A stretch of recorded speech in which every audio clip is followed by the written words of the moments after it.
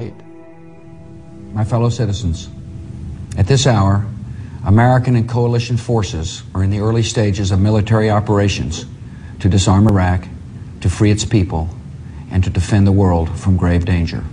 The idea to blitz the capital with bombs. There is, quote, complete confusion. This will be a campaign unlike any other in the senior Iraqi military leadership. Bang, bang, bang, bang, bang.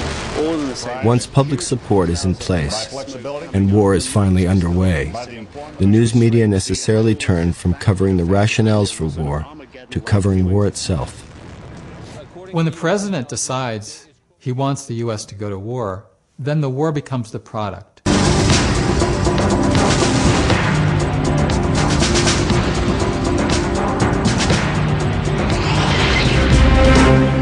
Particularly in the early stages, news coverage of war is much more like PR about war.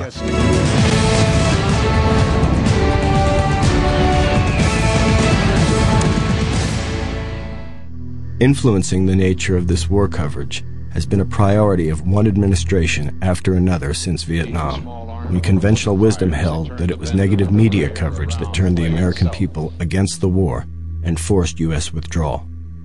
Since that time, and beginning with new urgency during the 1991 Gulf War, the Pentagon has worked with increasing sophistication to shape media coverage of war.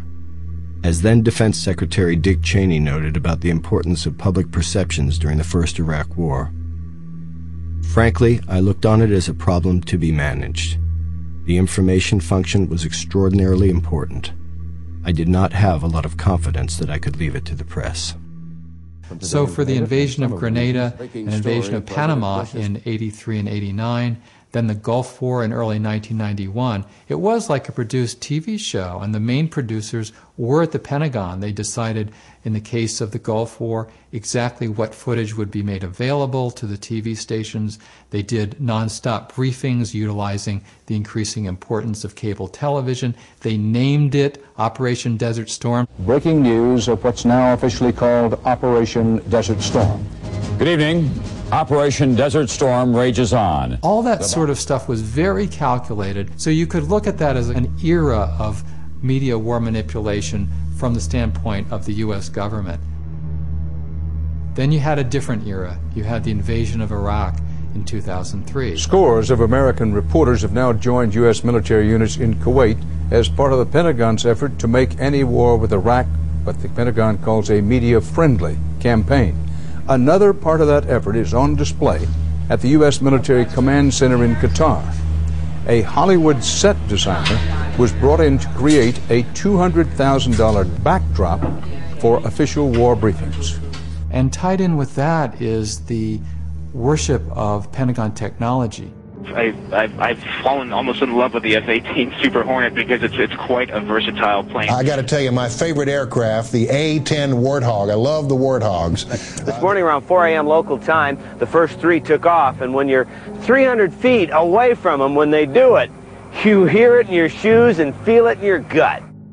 The Pentagon's influence on war coverage has also been evident in the news media's tendency to focus on the technical sophistication of the latest weaponry.